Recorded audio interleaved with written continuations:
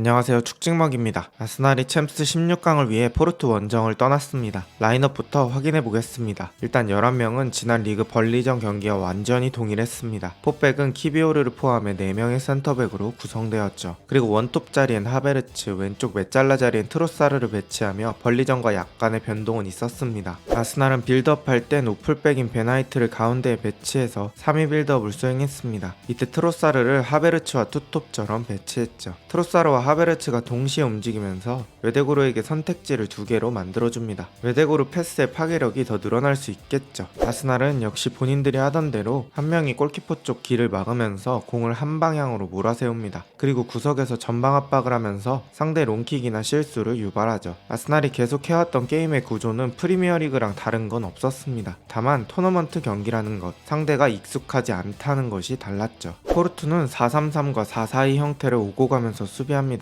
아스날에게 득점을 하겠다는 것보단 실점을 당하지 않겠다는 의지가 커 보였죠. 화면에서 알 수 있듯이 전체적인 대형 자체가 가로 세로가 매우 좁아요. 이런 대형은 한 덩어리로 움직일 수 있고 기동성이 괜찮습니다. 수비 대형 완성도가 꽤 높은 거 보고 포르투 역시 16강 그냥 온 게 아님을 느낄 수 있었죠. 포르투는 이렇게 대형을 유지하다가 가운데 쪽에 공이 들어온 순간 바로 압박갑니다. 아스날은 이걸 카운터 치기 위해 윙어 중 한 명을 완전히 사이드에 벌려놓죠. 이번엔 그 윙어가 마르티넬리였습니다. 하지만 화이트가 롱패스를 실수합니다. 이 자리에 많이 서지 않아서 익숙하지 않은 것 같았어요. 그러던 도중 포르투가 아주 좋은 기회를 맞습니다. 측면에서 왼발 윙어 쿤세이상이 공을 잡습니다. 이때 스트라이커 에바니오송이 언더래핑을 하는데 키비오르가 에바니오송을 신경쓰다가 거리 조절할 타이밍을 놓쳤어요. 이때 순간 속도가 빠른 콘세이상이 바깥쪽으로 치며 키비오르를 녹여버립니다. 그리고 콘세이상이 안쪽으로 크로스를 넣는데 마갈량이스가 걷어내요. 하지만 이 공이 제대로 클리어되지 않았고 박스 안쪽에 떨어집니다. 그리고 갈레노는 그 순간 뒤에서 공 쪽으로 달려오고 있었죠. 애매하게 떨어진 공을 갈레노가 달려오면서 하프발리 슛으로 연결합니다. 하지만 골대에 맞아요. 그리고 다시 자기한테 와서 바로 슈팅을 하지만 밖으로 나가버려요. 골대와 2대1 패스를 하는 갈레노입니다. 이 상황이 너무 순식간에 일어나서 갈레노 빼고는 다 얼음이 되었습니다. 아스날은 사카나 마르티넬리가 이런 식으로 2명을 잡고 있을 때 뭔가 나올 때가 많습니다. 하지만 전반 내내 이런 장면이 거의 나오지 않았어요.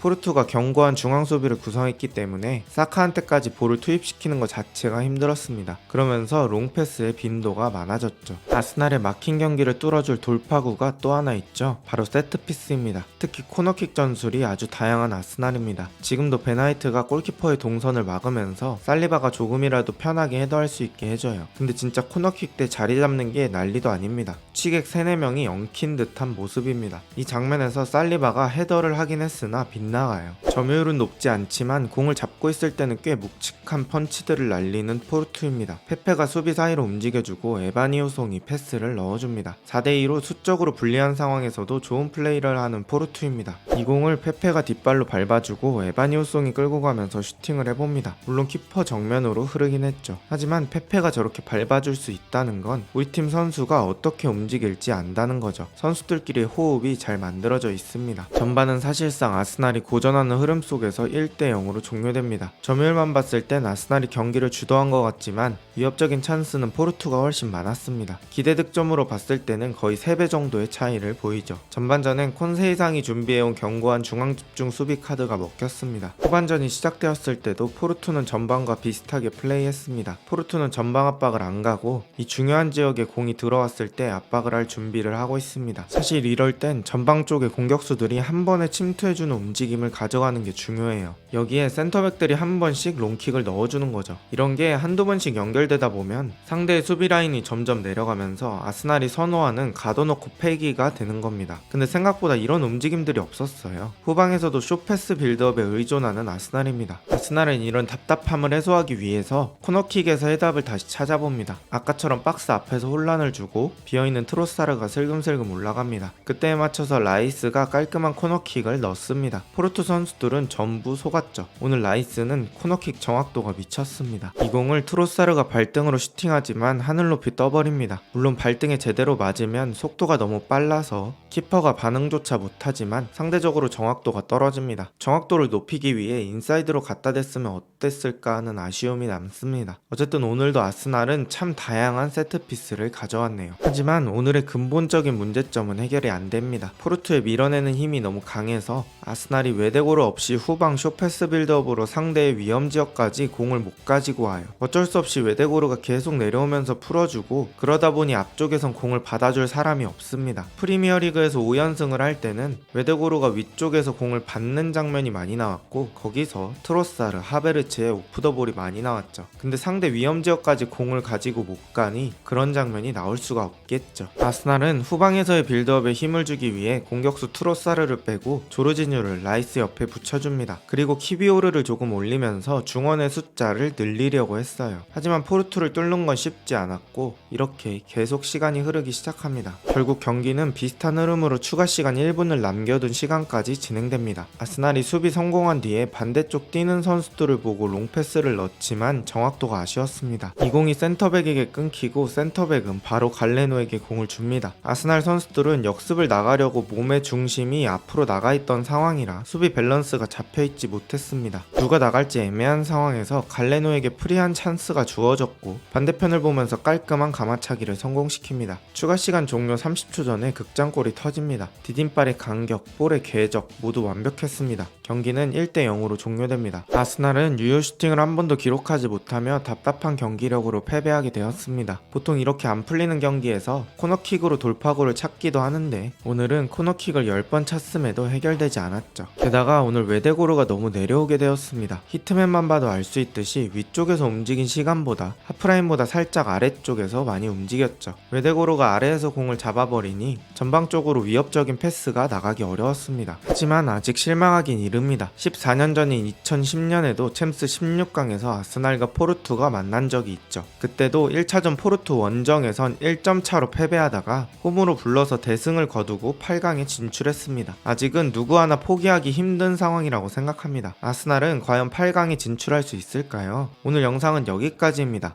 좋은 하루 되세요.